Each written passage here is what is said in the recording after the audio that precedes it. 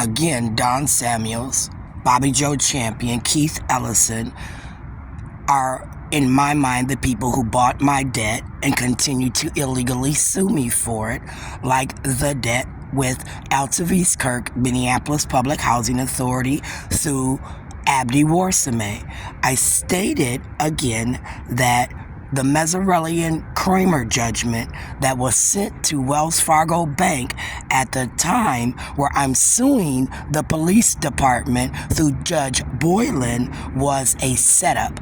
I stated that at that time Joshua R. Williams was not representing me, nor was he protecting me from the abuse of Amy Jane Getz, as he sat before Judge Boylan and said he's only there to represent the interest of 144 hours of the contract that he imaginarily did, where he took $19,588 from me. I said I wanted that back from Joshua R. Williams. I said that the judgment that was sent to my Wells Fargo regarding Mazzarelli and Kramer was through Andrea Faulkner, and it was an illegal judgment that was being served upon me. I stated that I went after the company at the time in 1999-2000, that in Judge Sipkin's court, Mazzarelli and Kramer needed to have the whole case file in order to bring the judgment to fruition and serve my bank with it. I said Mazzarelli and Kramer, as a skip tracer using an illegal representative,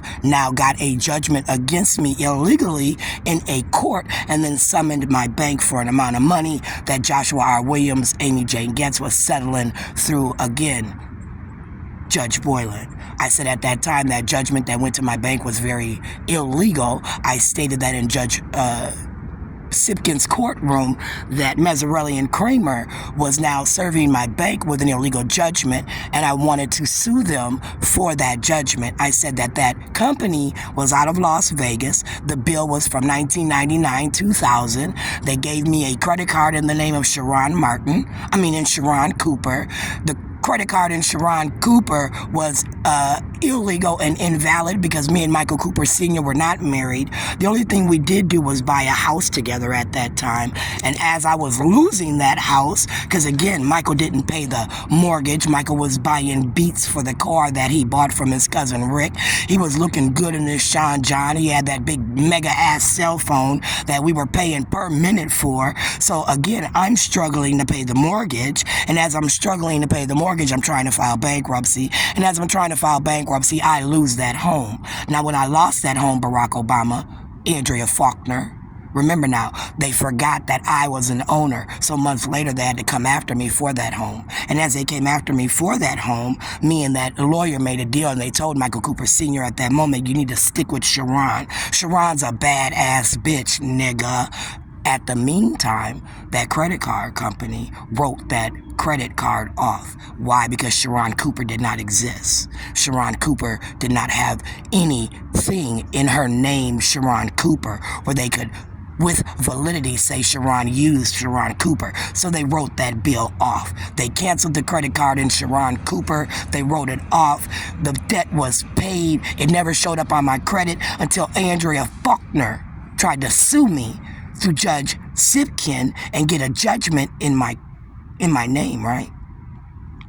I said that bitch didn't know law. I said whoever she's clerking for is just illegally filing paperwork, right? That's what I said. Federal government, right? That's who I'm talking to, right? The federal government for the Constitution of Minnesota that might have been built 2010, 11, and 12, where Barack Obama knew what the fuck he was doing and he tried to stop the shit here. So I went after his bitch ass too. Barack Obama, Cap 1, 2949 Sheridan. Is that you, Paul Thiessen, Andrea Faulkner, Keith Ellison, Reverend McAfee, 2949 Sheridan? Because remember now, I'm a hell of an attorney and I don't appreciate you trying to embarrass me, nigga.